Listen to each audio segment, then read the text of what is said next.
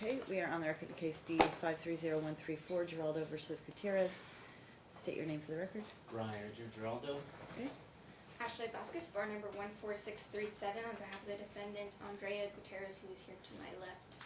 Molly Rosenblum, 8242, on behalf of the minor child, Alicia. Okay. All right, so this is the continuation set for the evidentiary hearing on custody. We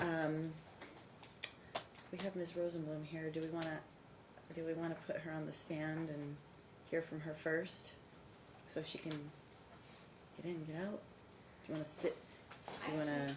stick around and hear? I mean, I assume you don't intend to spend the whole day, but I'm here at the court's direction, okay. So whatever the court wants to okay. do. Well, I mean, I'm trying to let me hear from Ms. Vasquez and Mr. Geraldo.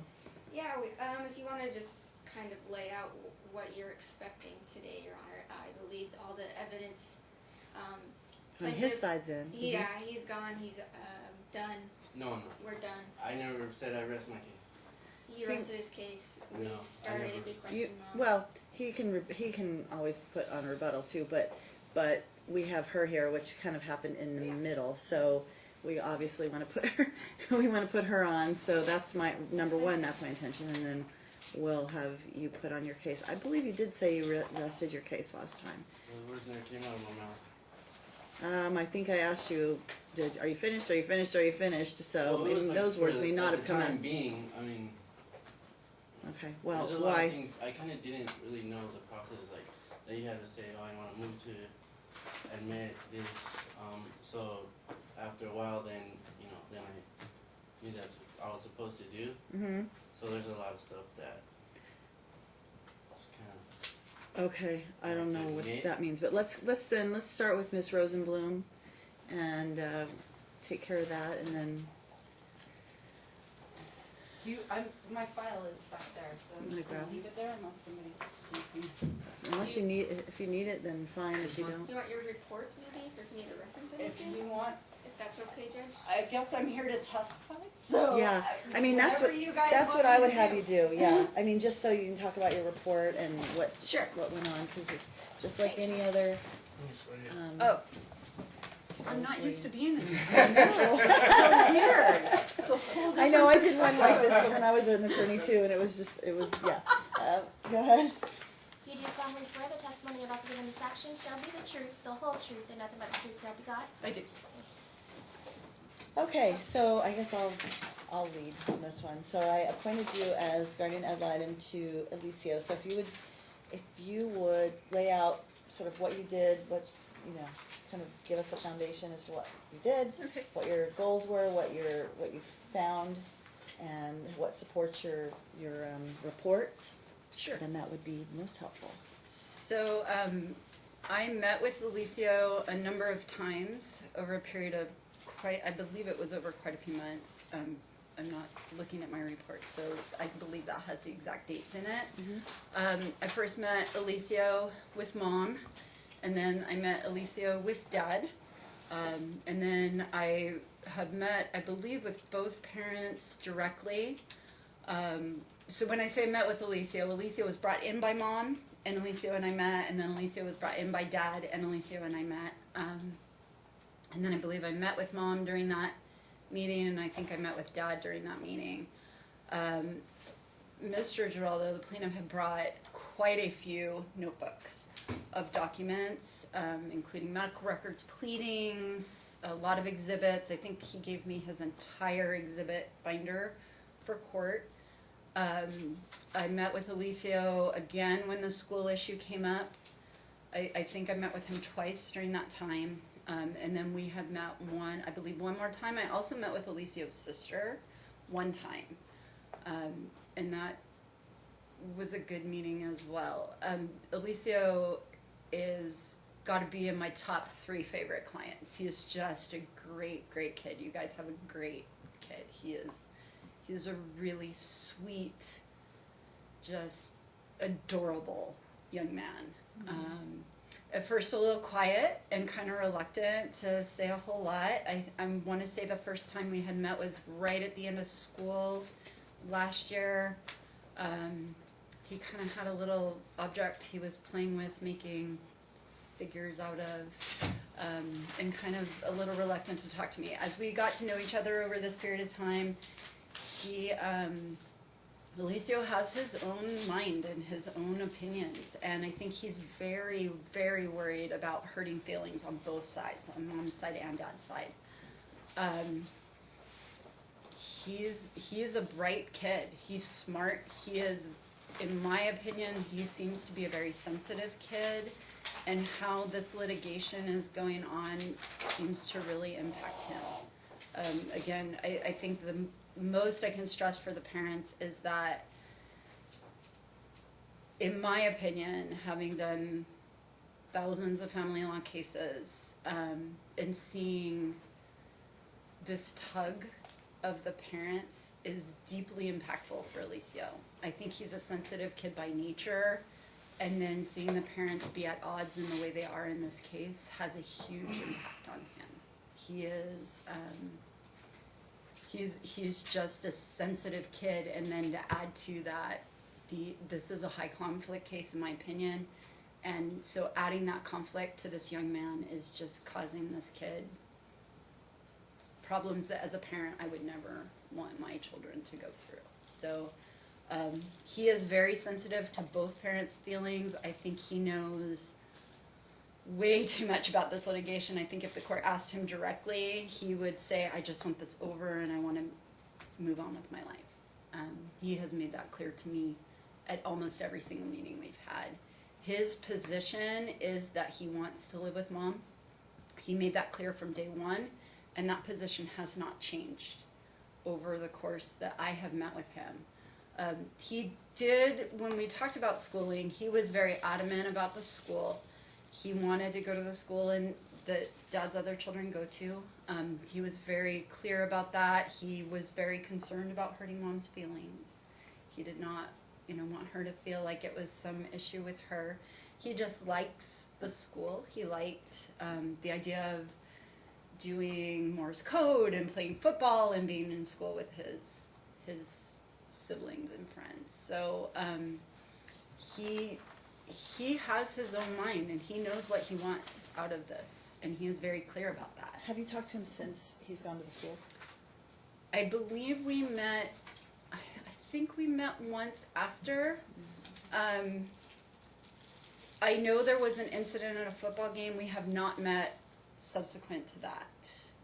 I believe we met maybe either right before school started or right after. I don't think his opinion of the schooling has changed. I wasn't concerned about that. I was just curious if you'd met with him since school started. Yeah. I also, just by way of background, I have previously in a former life, before I made my stay in family court, have represented doctors in hospitals. My largest client was St. Rose Hospital and DaVita, which is the largest dialysis facility in the country. I also represented individual doctors throughout Clark County, and so I have a background in legal medical. I spent, I would say, somewhere between 5 and 10 hours reviewing the medical records and actually organizing the medical records. It was difficult in this case because I felt like I did not have a complete set of medical records from each treatment provider. I also reached out to a former client of mine who is a PA. She works in Florida now. She previously worked in Illinois. She is a surgical physician assistant, licensed, and we discussed the medical aspect of this case and some of the recommendations that were being made for Alicio. She is not an expert in urology. She, I would say, probably is an expert in her field in internal medicine. She had some very strong opinions and some concerns about the medical recommendations that were being made for Alicio. I had the same concerns reviewing, and I'm not a physician and I'm not a nurse, but I had the same concerns just based on my background reviewing the medical records and some of the procedures that were being recommended for this young man.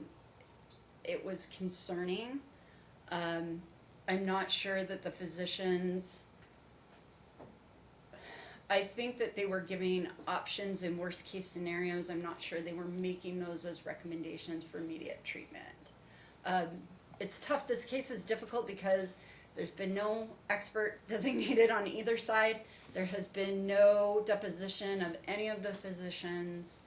The consistency of care that Alicio has had has been difficult because it feels, and I think I recall there were maybe 14 different medical encounters with different physicians over a 2-year period, which is a lot. That would be a lot for an adult, is a lot for a young man. So it's a tough case. He was impacted, which is life-threatening and scary. And as a parent, I'm sure it was very, very, very frightening. He's also a preteen boy, so bowel habits are difficult at that age in general, and some boys develop, in my understanding, develop faster than others in taking care of their bowel habits. So He's had this for a while, so, Yeah, I mean, I've right. met these people 3 years ago. This has been going on that long. Right. And he's been suffering from it. I think that it started out that year when Dad took him, when he was impacted, and Right. I don't know that I think there was one other time when it's got bad again. Otherwise, it's just been this consistent battle, back and forth, or these two he says, there's a problem, she says, not a problem, slight issue, he says, big issue. I'm at a loss because I want to make sure he's okay. Obviously, I don't want him to have any life-threatening right. problems again. Has he talked about his own, because look, a lot of this could potentially, in my opinion anyway, I mean, he's not 3, Right. you know, so could he take care of a lot of this himself? He should be. Yes, I would agree with that. Whereas, like, where a lot of times Dad was like, hey, look, I don't feel like Mom's doing what she needs to do, and Mom's saying I am, but he's saying I don't think she is. And so I'll go and take care of this. I'll make sure I meet him at school, or I'll make sure I send my wife, and she'll make sure he takes his meds and whatever. And I'm thinking, well, now he's at an age where he knows he needs to do this. It's not like he's 3. Could he do these things, and has he talked to you about We what he have needs? discussed. We have discussed in general the bowel habits, and I know it's going to be public record. My son will probably kill me, but I explained to Alicio that I have a 17-year-old now. That when my now 17-year-old was the same age, his bowel habits weren't great, right? His bathroom is 50 feet from his bedroom. He would get distracted, playing video games, just not wanting to get up, and, you know, things weren't great, right? The underwear situation, you come into the laundry room and it's like, what the heck happened? You're, 11, 12 years old. Why? The bathroom's 50 feet from your bedroom. What's going on? So I relayed that information to Alicio, and he admitted to me that there are times where he is distracted. He doesn't want to go. He just isn't. He seems again to be that boy in that age range where I want to say he just doesn't care, but where I think in his mind, and it's me sort of putting words in his mouth, it's not a big deal, right? He's like, well, maybe I thought I had to fart, but it wasn't, or maybe, I knew I had to go, but I just couldn't make it in time, and I just didn't. In my opinion, without him saying it, I believe that the stress of this litigation is causing him to have some issues, whether it's stomach issues or just the, issues internally. I mean, I'm not a psychologist either. We've talked about it. He is embarrassed. He's completely embarrassed of it. He does not, I'm sure, want to have the conversation with me. I've talked to him about it every time I've met with him. At first it's kind of the I don't know why, but we did have a little bit of that discussion that, listen, this is, you can't hold it, you've got to go when you feel the need to go. We've had that discussion. I think that he's embarrassed by it, and I'm not sure that this litigation is helping that. He feels like, the spotlight's on his underwear. I mean, really, the spotlight's on his underwear and what's in there. And if he, is distracted by something else, playing a video game or doing something or whatever, and he doesn't make it to the bathroom, that it's going to be brought into the courtroom and the subject of more litigation. Has he talked about how either parent handles the situation? Not directly, I don't think. We really talked about it directly. We talk a lot about his diet. We've talked a lot about his diet and medication and making sure that he's, following the diet, that he's taking the medication. I mean, he's told me there have been times where he hasn't wanted to or he's missed at mom's. He's told me that. But in terms of, how either parent handles it, no. He has made it very clear to me he does not want to continue to go to doctor's visits, and I can't say I blame him for that. He is, I think, very stressed out about physician visits, too. So he has made clear. Okay. I'm trying to think if there's anything else I want to ask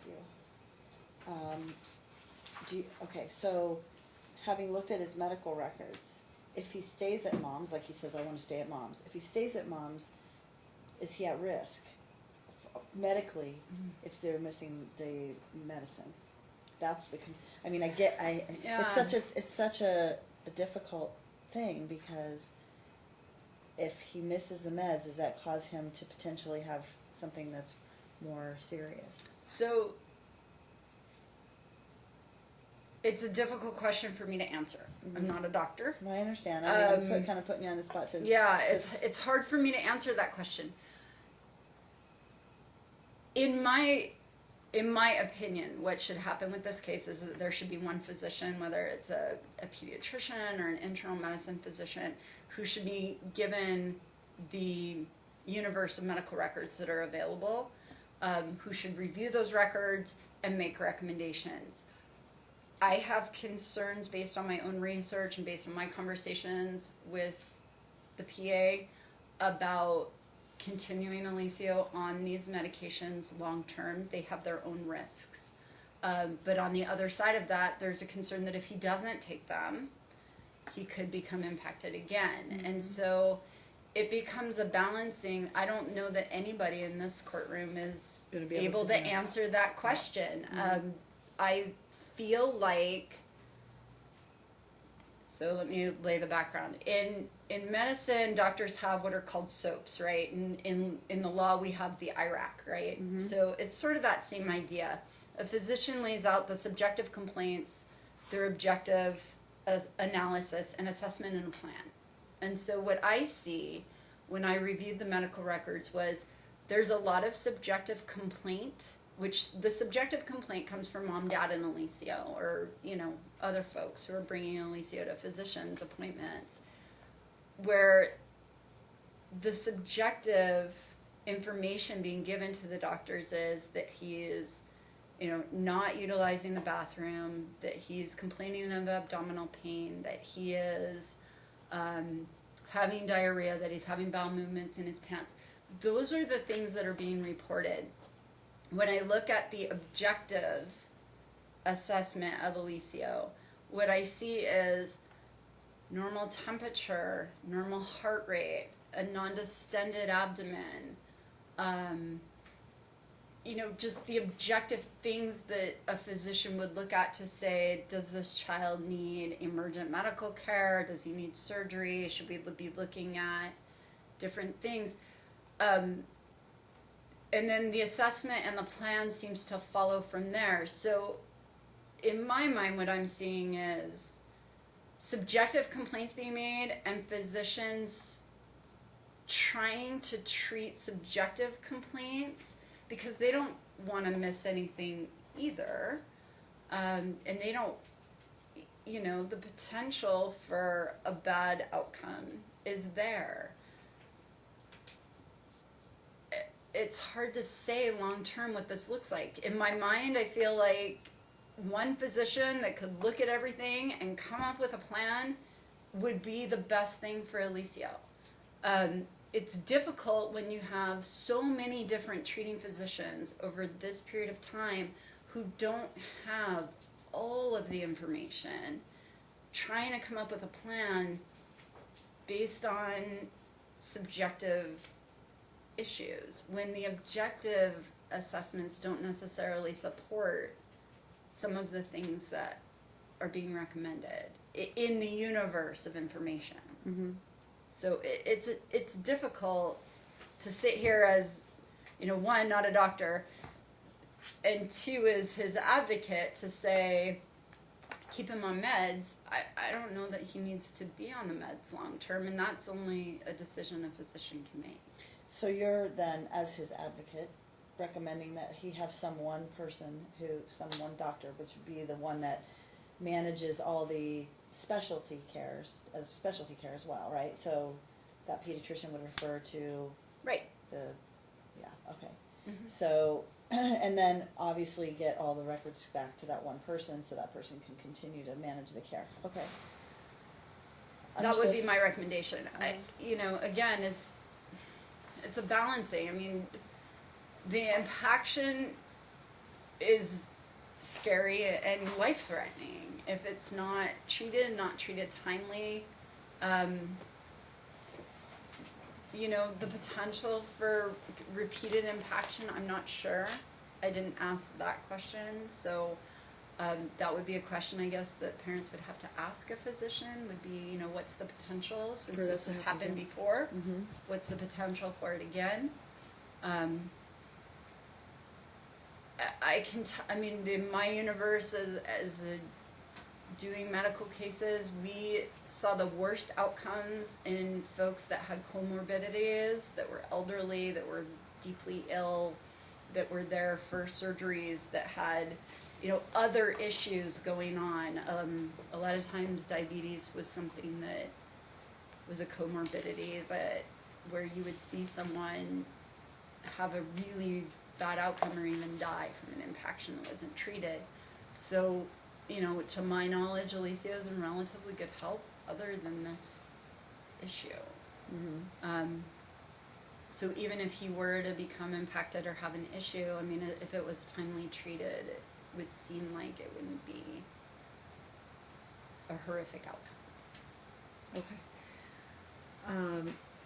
On the custody schedule, like he said, I want to live at mom's, visit dad's, but he also mentions the dynamic at dad's. Mm-hmm. If the dynamic were different, do you think he would have a different? In other words, not 8 people, not, you know, a lot of chaos, because I think he's mentioned that. And you can talk more about that because I haven't. You haven't talked about that, so I want to hear from you what his thoughts are. So I want to say the first 2 times I met Alicio, Dad and Dad's wife were not living together. They were living separately. My understanding is they were waiting on an apartment or a house or something. Alicio was very descriptive about Dad's home, and I mean he I think the example he said was, you know, imagine if there was a dog, a cat, a squirrel, and a guinea pig all living under the same roof, and it's just chaos all the time. We talked about the different makeup at Mom's house and Dad's house, the different folks that lived there. I don't know. I never really asked him, like, well, if it was different if Dad just lived on his own, or, yeah, I mean, because I don't know that that's realistic. Dad's in a relationship. Not that he would be on his own, but I think that they're living with other family members too, and that was my understanding. I don't was know living- if that's the case anymore. My understanding was they moved into an apartment together with their kids, and then I know Dad's wife has her own kids from another that come in.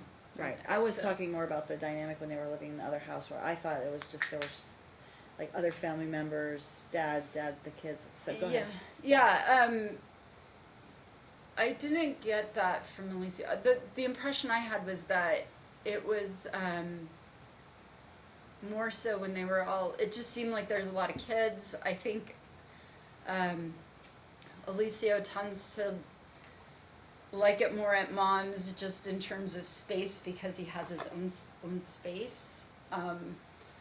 Or what he describes as his own space at mom's, versus at dad's there's a lot of kids and a lot of things going on. But he seems like he's very close with his half siblings, and like he enjoys that relationship. It just sounds like there's a lot of people in dad's home compared to mom's home. And I know too, the living situations in both homes haven't been, it's not like mom's lived in her own home for 10 years. I know that there was a period where mom was sort of in one place, and then with her mom and, you know, different, and some other people. Mm-hmm. So, he, just the description that he gave to me about dad's home, it seemed like there's just a lot of kids. He doesn't have his own space. It's kind of a lot, and dad's, you know, he's got other kids, so you know, it makes sense.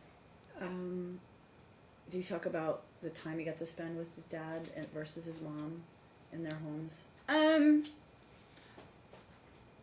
He didn't say anything negative about either parent. I mean, he's very, I think he loves his mom very much. He loves his dad very much.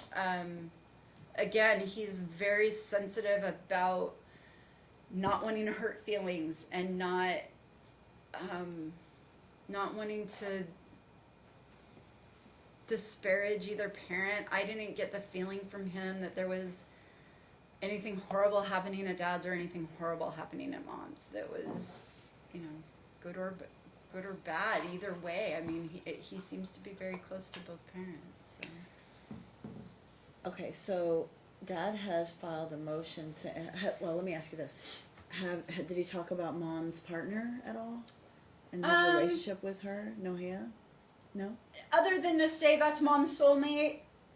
Okay. No, Nothing. he didn't say anything about her, really.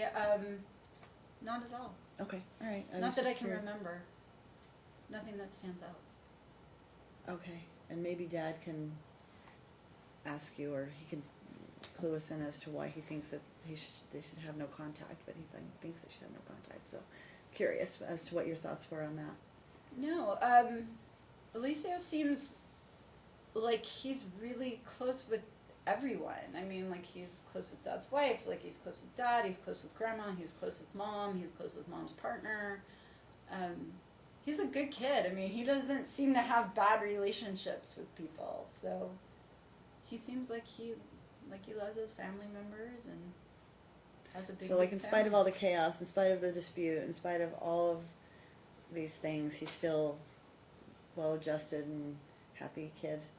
Yeah, he's, I think he's totally stressed out by this litigation. Totally stressed out. And there are things, as a practitioner, that cause me concern with the litigation and the exposure of a child to the litigation. You know, I have to tell the parents. I watched a video, I think Mr. Burton provided me, of a interaction in front of Alicia with one of the physicians where parents and their significant others were present, and it is just not appropriate. It's just not. And I think that part of my recommendation was that only parents be attending physician visits. As inconvenient as that might be, I think that would sort of would Things temper down a the little bit. stress a little bit of Alicio.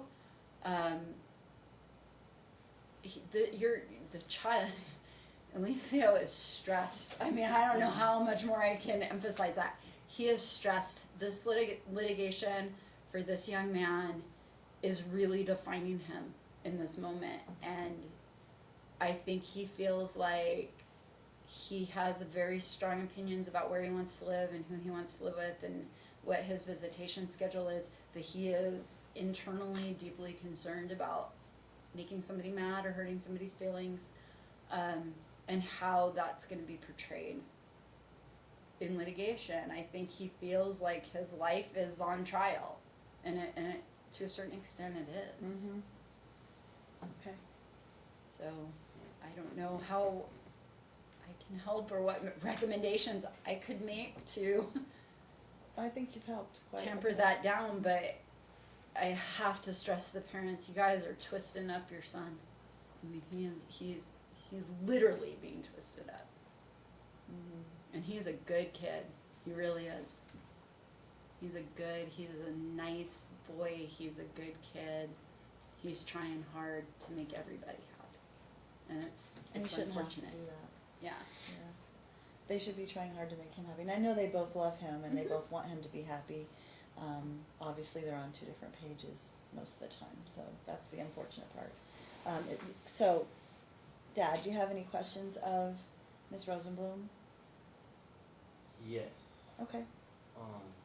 Would I be able to take a break? You want to take a break? Yeah. Yeah, sure. You want to? Anybody want to step down? You can step down. I'm gonna go off the record here real quick.